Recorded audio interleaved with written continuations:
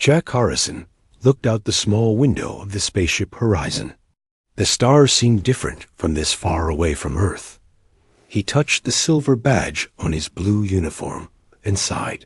Being the military officer on a science ship was often boring. His job was simple: keep the scientists safe and make sure they followed the rules. "Lieutenant Commander, we need you on the bridge," said a voice over the speaker. Jack walked quickly through the narrow halls of the ship. The metal floor rang with each step of his boots. When he reached the bridge, he saw the captain and the science team all looking at a big screen. "Harrison, good. Take a look at this," said Captain Frank Porter. He was an older man with gray hair and a serious face. On the screen was a small moon.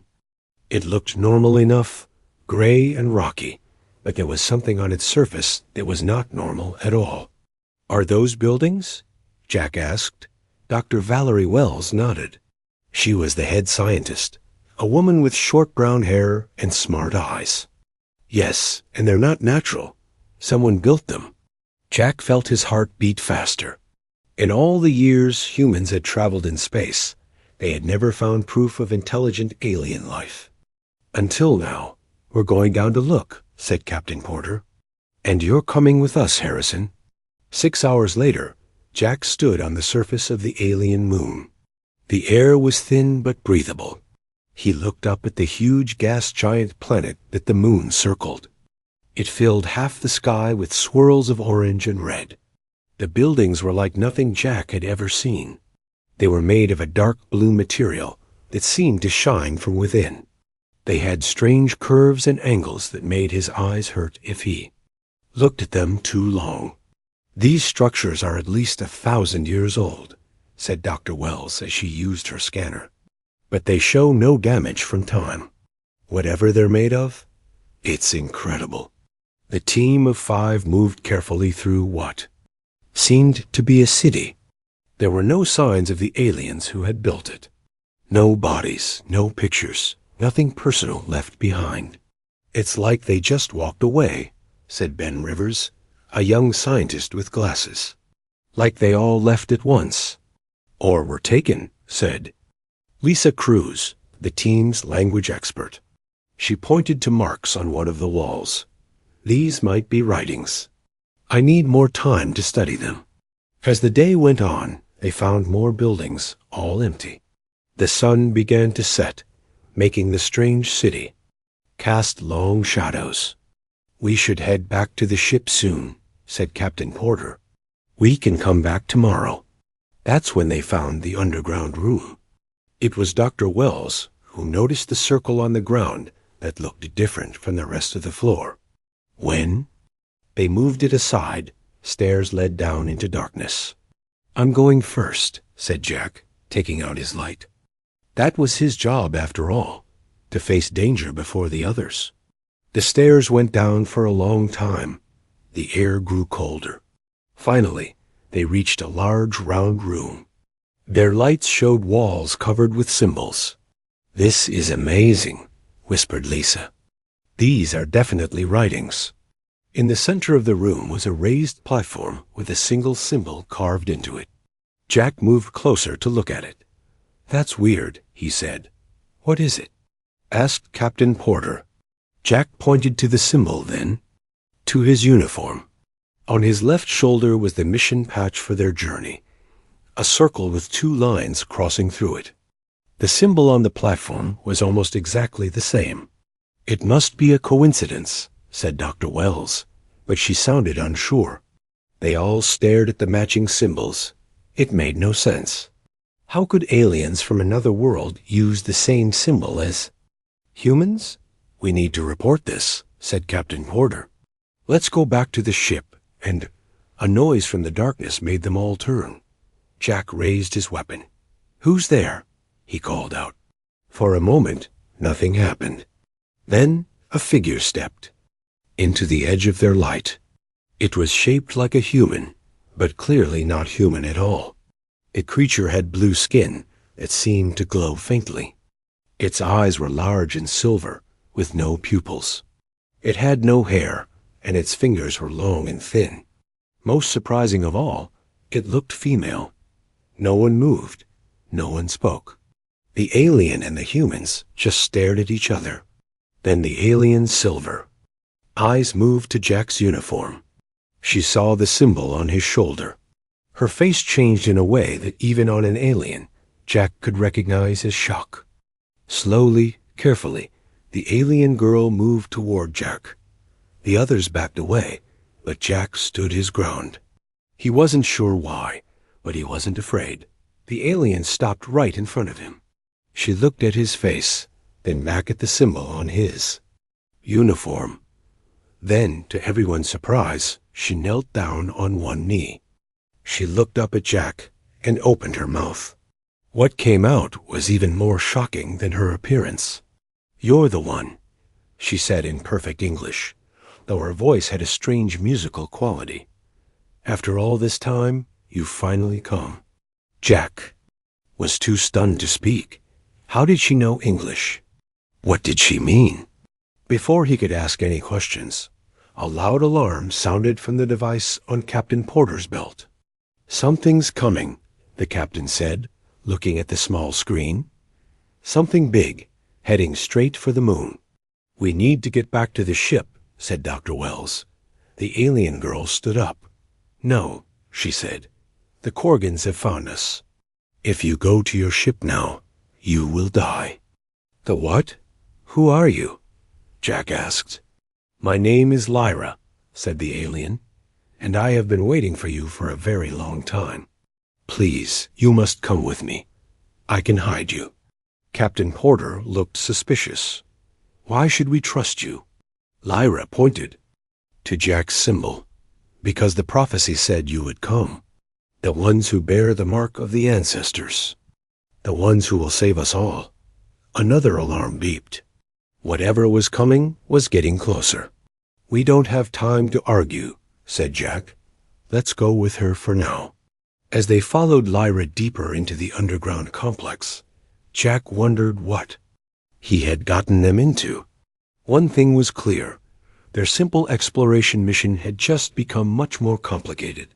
And somehow, he was at the center of it all. Lyra led Jack and the team through dark tunnels that went deep under the alien city. The walls glowed with a soft blue light that seemed to come from the material itself. No one spoke as they walked. They could hear distant booms from above, like thunder or explosions. After what seemed like hours, they reached a large cave. Inside were about 50 aliens who looked like Lyra. They all had the same blue skin and silver eyes. When they saw the humans, they backed away in fear. But when they noticed the symbol on Jack's uniform, they began to whisper among themselves. An older alien with darker blue skin stepped forward. "You have brought them, Lyra. The prophecy speaks truth." His English wasn't as good as Lyra's, and he spoke slowly. "This is my father, Elder Nix," said Lyra. "He is the leader of our group." Captain Porter stepped forward. "I'm Captain Frank Porter of the Earthship Horizon. We came in peace to explore. We mean no harm." Elder Nix nodded. "We know this. The prophecy tells that you come as friends, as saviors." "What is this prophecy everyone keeps talking about?" asked Jack. "And how do you speak our language?" Lyra and her father exchanged looks. "Come," said Elder Nix. "We will show you."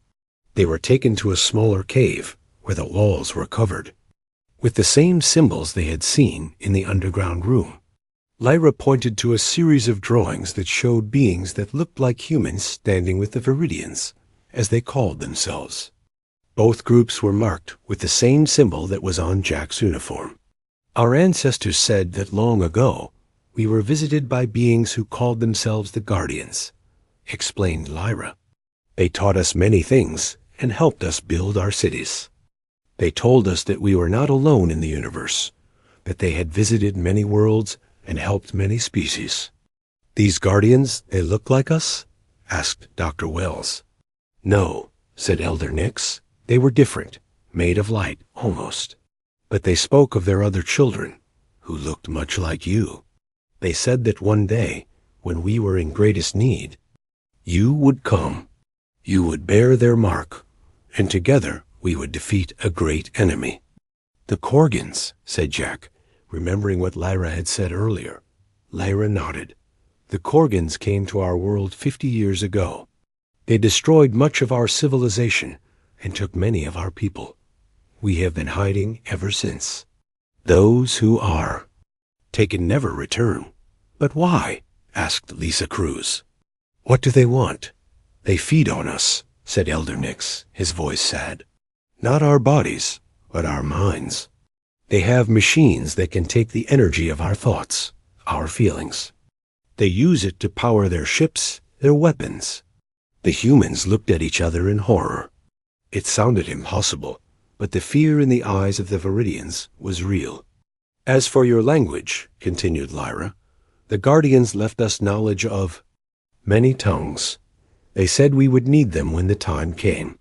I have studied your English since I was small." A younger Viridian ran into the room. He spoke quickly to Elder Nix in their own language, which sounded like singing. "The Korgans have landed," said Elder Nix. "They are searching the city." Captain Porter took out his communication device. "I need to contact our ship. They need to leave orbit before they're spotted." "It is too late," said Lyra. "Look," she pointed to a small pool of water in the corner of the room. As they watched, the surface of the water changed to show an image of space above the moon.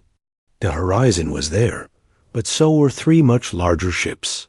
They were black and shaped like spiders, with long legs extending from the central body. "Korgan. War vessels," said Elder Nix. "Your ship is trapped."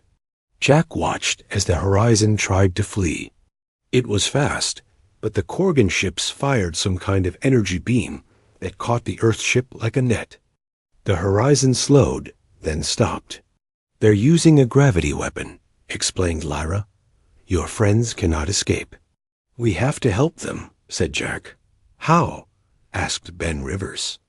"We're stuck down here, and we have no weapons that could fight those ships."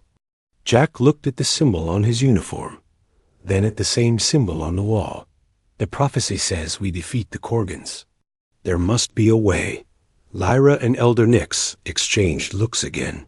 "There is a way," said Lyra slowly. "The Guardians left something. For us, a weapon, we think, but we have never been able to use it. The writings say it needs the touch of both peoples, Viridian and human." "Where is this weapon?" asked Captain Porter. "Deep beneath the city," said Elder Nix. "In a place we call the Heart. But the path is dangerous, and the Korgans will be hunting for us." Jack made his decision. "I'll go. Show me the way." "Jack." "This is crazy," said Dr. Wells. "We don't know anything about these people or this weapon. This could all be a trap." "Look at them, Valerie," said Jack, pointing to the frightened Viridians huddled in the cave. "Does this look like a trap? Besides, our ship has been captured. Our friends are in danger. What choice do we have?" Captain Porter put his hand on Jack's shoulder. "I'm coming with you." "No," said Jack. "You need to stay here with the others. If something happens to me, you need to find another way to save our crew." After a moment, Porter nodded. "Be careful, Harrison." Lyra stepped forward. "I will guide you to the Heart." As they prepared to leave, Jack noticed something strange. The symbol on his uniform was glowing slightly with the same blue light as the walls. "Lyra, look at this," he said, pointing to his shoulder.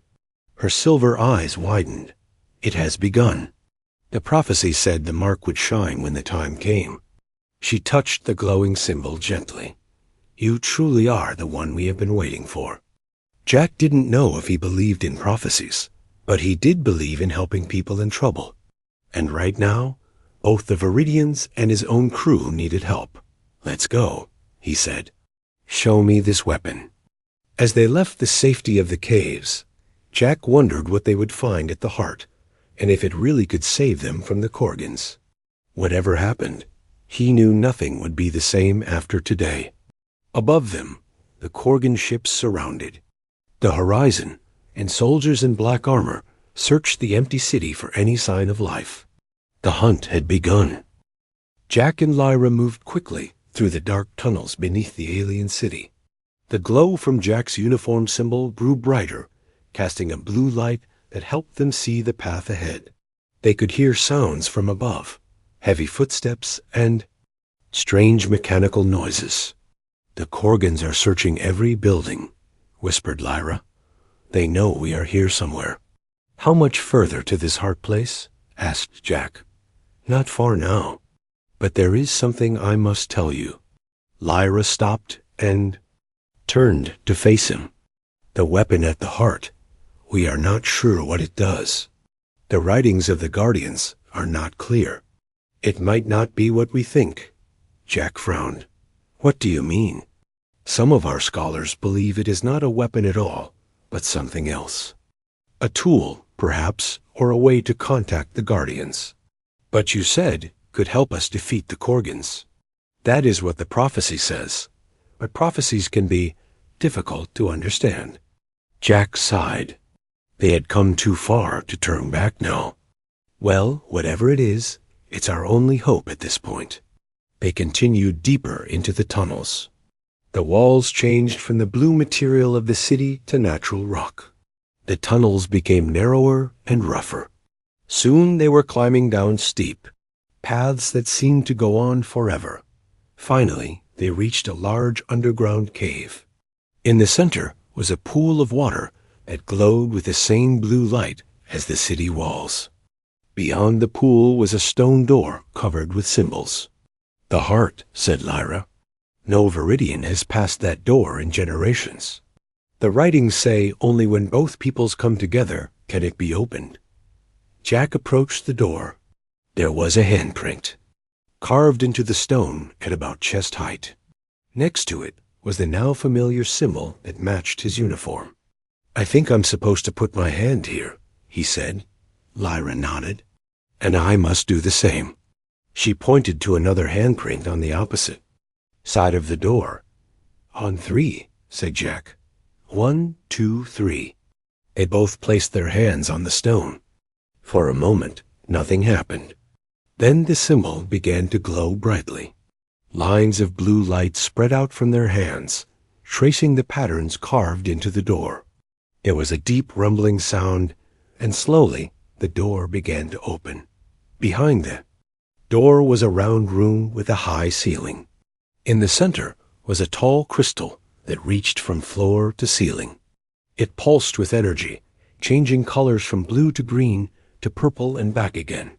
"The heart of the Guardians," whispered Lyra in. "Oh, it is real." They walked toward the crystal. As they got closer, Jack could see images inside it, like moving pictures. He saw stars and planets, spaceships, and strange beings made of light. "I think these are the Guardians," he said. Lyra nodded.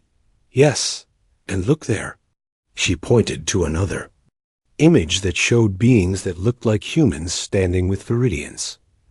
Both groups were working together to build something. "What are they building?" asked Jack. Before Lyra could answer, there was a loud noise from the tunnel behind them. Harsh voices shouted in a language Jack didn't understand. "Korgans," gasped Lyra. "They found the way to the heart." Jack looked around frantically. "What do we do? How do we activate this thing?" Lyra rushed to the base of the crystal. There was a panel there with more symbols. "The writings say the blood of both peoples must be given." "Blood? You mean we have to cut ourselves?" Lyra nodded and pulled out a small knife from her belt. "Just a small amount." "Are you willing?" Jack hesitated only for a second. "Yes." Lyra quickly cut her palm and let a few drops of her blue blood fall onto the panel. Then she handed the knife to Jack, who did the same with his red human blood dot. As their blood mixed on the panel, the crystal began to pulse faster. The images inside swirled and changed. A voice spoke, not in English or in the Viridian language, but somehow Jack could understand it. "The children have returned. The connection is complete."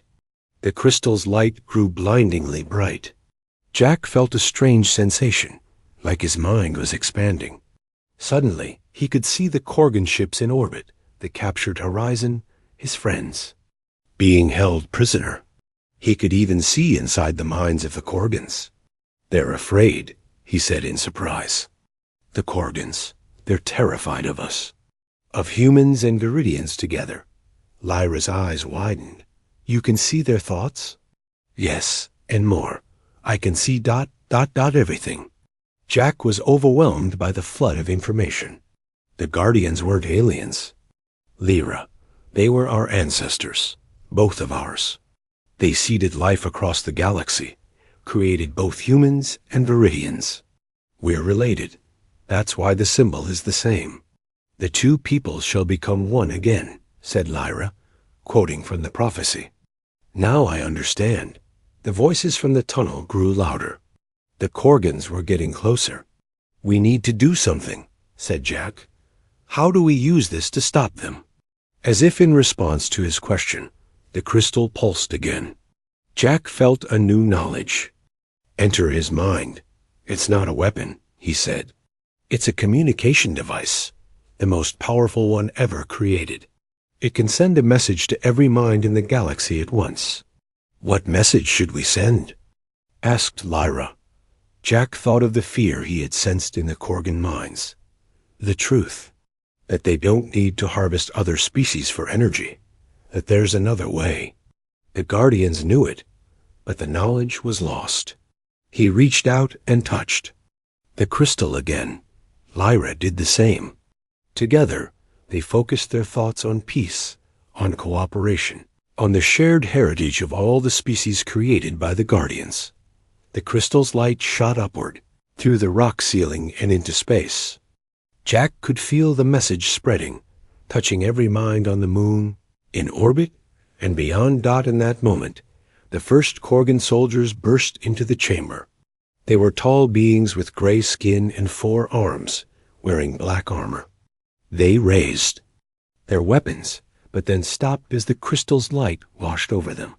The lead Korgan lowered his weapon slowly. His eyes, which had been glowing red, changed to a soft blue. He looked at Jack and Lyra with confusion. "The hunger," he said in a rough voice. "It's gone. What have you done?" "We've reminded you of who you really are," said Jack. "You don't need to feed on others anymore. You can create your own energy, like the Guardians taught all of us long ago." The Korgan commander stared at the crystal, then at the symbol on Jack's uniform. Slowly, to everyone's surprise, he knelt down. "The prophecy," he said. "We tried to prevent it because we feared it meant our destruction. But it was our salvation all along." Jack helped the Korgan to his feet. "No more kneeling. We're all the same under the skin. All children of the Guardians." As the crystal's light continued to spread throughout the galaxy, Jack knew that everything was about to change. The war that had lasted for generations was over. A new age of cooperation was beginning, and it had all started because an alien girl had seen a simple symbol on his uniform. 3 days had passed since Jack and Lyra activated the crystal in the heart. The blue light still shot up into space, spreading its message across the stars. On the moon's surface, an amazing sight could be seen: humans, Viridians, and Korgans working together to rebuild the ancient city. Jack stood on a hill overlooking the activity. Captain Porter walked up beside him. "I still can't believe it," said the captain. "A week ago, we didn't even know aliens existed. Now we're having dinner with them." Jack smiled. "The universe is full of surprises." The horizon had been freed from the Korgan gravity trap. Most of the science team was busy studying the Guardian technology with help from both alien species. Dr. Wells had made friends with several Korgan scientists who were eager to share their knowledge now that they no longer needed to harvest other beings. "The Admiral is on his way," said Porter. "He's bringing 3 more ships. Earth is very interested in our new friends." "And how they feel about this alliance?" asked Jack. Porter shrugged. Mixed. Some are excited, some are scared. It's a big change. But after seeing what happened here, they can't deny that it's real. Jack touched the symbol on his uniform. It no longer glowed as brightly as before, but it still had a faint blue. Light. Have you decided on the Admiral's offer? Asked Porter. Earth had offered Jack a new position, official ambassador to the Viridians and Korgans. It was a big job for someone who had just been a security officer a week ago. I'm still thinking about it, said Jack. Porter nodded. Well, you've got time. I'm heading back to the ship. Don't forget about the ceremony tonight. The Viridians were holding a special event to celebrate the new alliance. They had invited everyone from the horizon to attend. As Porter walked away, Lyra approached. She wore a new robe with the Guardian symbol sewn into it. Your leader has left? She asked. Just gone back to the ship, said Jack. He'll be at the ceremony. Lyra smiled. Good. My father has prepared a special speech. They walked together down the hill toward the city. The buildings looked different now. Many had been damaged in the Korgan search, but they were being repaired. The blue walls glowed more brightly than before, as if they too were happy about. The peace. There is something I must show you, said Lyra, leading Jack down a path he hadn't seen before. They came to a small building at the edge of the city. Inside was a round room with a table in the center. On the table was what looked like a book, but made of thin sheets of the same material as the buildings. This was found yesterday, said Lyra. It is the final writings of the Guardians before they left our world. Jack approached the table. The pages of the strange book were covered with symbols, but as he got closer, they began to change, forming words in English. It can read my mind? He asked in surprise. It reads your blood, said Lyra. The Guardians made it to respond to their children. It knows you are of their line. Jack began to read. The book told the story of the Guardians, beings who had evolved beyond physical form. They had traveled the galaxy, seeding life on many planets. Earth, the Viridian homeworld, and the Korgan world were just 3 of many. The Guardians had given each world a piece of their technology and knowledge, hoping that one day all their children would find each other and reunite as one great family. But they knew that the path would not be easy, that fear and misunderstanding might lead to conflict. So they created the heart, a device that could remind all their children of their common origin. They left the symbol as a key, knowing that when the time was right, it would bring their children together. There's more, said Lyra, turning the page. Look, the book showed a map of the galaxy with dozens of worlds marked. Each had the same symbol beside it. More worlds with guardian children, whispered Jack. More species like us out there? Yes, said Lyra. And the book says that now that the heart has been activated, they will begin to find us. The signal will guide them. Jack felt a weight on his shoulders. This was bigger than just 3 species making peace. This was the beginning of something that would change the entire galaxy. That's why Earth wants me to be an ambassador, he said. They knew this was coming. You would be good at it, said Lyra. You understand both worlds. Before Jack could respond, there was a commotion outside. They rushed out to see a Korgan ship landing nearby. But this one was different from the war vessels they had seen before. It was smaller and decorated with colors. A messenger ship, said a Korgan named Draz, who had become their friend, from our homeworld. The ship landed and its door opened. A tall Korgan in elaborate robes stepped out.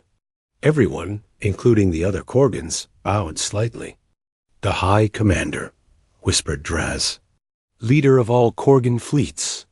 The High Commander walked directly to where Jack and Lyra stood. His face was scarred, and his eyes, now blue instead of red, studied them carefully. You are the ones who activated the heart, he said. It wasn't a question. We did it together, said Jack. The High Commander nodded. A message has reached our homeworld. Our people are changing. The hunger that drove us for centuries is fading. But there is confusion, fear. Many do not understand what is happening. We can help explain, said Lyra. Show them the book, the history of the Guardians.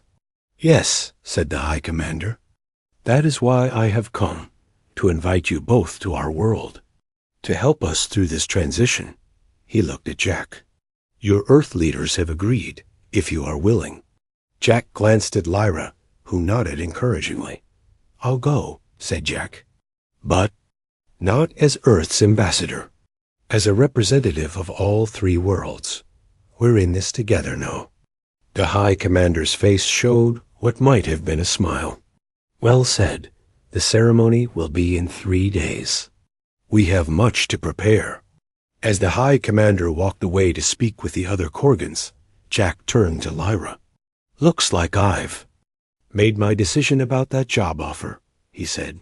Lyra smiled. I knew you would. It is why the symbol chose you. The symbol didn't choose me, said Jack. Earth's space agency designed it years ago. Did they? Asked Lyra with a knowing look. Or were they guided to create it? The Guardians planned for a very long time, Jack Harrison. Nothing about our meeting was by chance. Jack looked up at the sky, where the blue light from the heart still reached toward the stars. Somewhere out there, other children of the Guardians were seeing it, wondering what it meant. Soon, they would come looking for answers, and he would be there to welcome them home. 1 year had passed since the day Lyra knelt before Jack and whispered those life-changing words. The moon that had once been abandoned was now home to a thriving city where humans, Viridians and Korgans lived and worked together. They called it unity, and it had become the center of a growing alliance between the three worlds. Jack stood on the balcony of the new Guardian embassy, looking out at the city below. The buildings glowed with blue light in the growing darkness as the sun set behind the gas giant that filled half the sky.